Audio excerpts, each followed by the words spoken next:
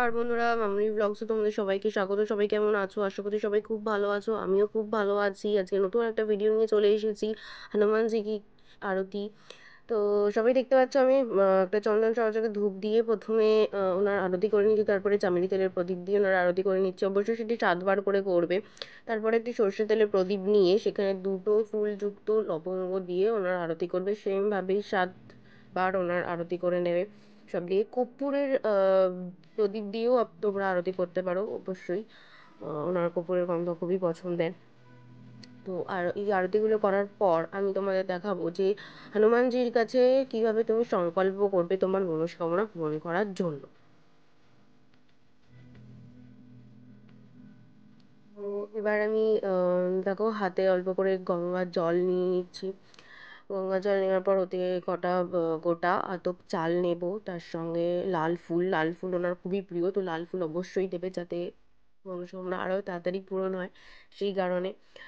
আর অবশ্যই 11 টাকা দিয়ে মঙ্গলবার করে এই করবে। শনিবার করেও করতে পারো, আমি দুদিনই করে থাকি। তো নিয়ে তোমার নিজের মনস্কামনাটা বলবে, বলে নিয়ে ওখানে একটা আমি বাটি রেখেছি পিতলের, তো সেই বাটির মধ্যে ওটাকে রেখে দিই। আমি ফুল, ডাল, টাকা সবকটাই রেখে দিই ওখানে। যখন হবে পূর্ণ আমার মনস্কামনা তখন আমি ওটা দিয়ে ওনাকে কিছু একটা দিই। তো উম, রেখে দেওয়ার পর এখানে বলে হনুমান চালিসা পড়ি থাকি আমি, মঙ্গলবার শনিবার দুদিনই পড়ি। তো হনুমান চালিসা অবশ্যই পড়তে পারো। এখানে একটা কথা বলি, এটা 2025 মঙ্গলের বছর। অবশ্যই মঙ্গল গ্রহকে ঠিক রাখার জন্য তোমরা হনুমানজি পুজো করতে পারো, সাথে কালভৈরবেরও পুজো করতে পারো। তো হনুমানজি পুজো করাটা বাড়িতে বা সামনাসামনি মন্দিরে গিয়ে পুজো করা সব থেকে ইজি বেস্ট। তো সেক্ষেত্রে হনুমানজি পুজোটা তোমরা ইজিতে করতেই পারো।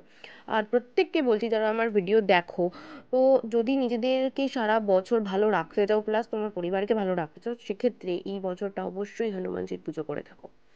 তাই। আর আমার ভিডিওটা যদি ভালো লেগে থাকে অবশ্যই লাইক করবে, তোমার ফ্রেন্ডস অ্যান্ড ফ্যামিলির সাথে শেয়ার করবে, আর আমার চ্যানেলটা সাবস্ক্রাইব করবে। তার সঙ্গে বলবে যে আমার ভিডিওটা কেমন লাগছে। তোমরা কেউ কিন্তু কিছু বলো না, তো অবশ্যই বলো যে ভিডিওটা কেমন লাগছে।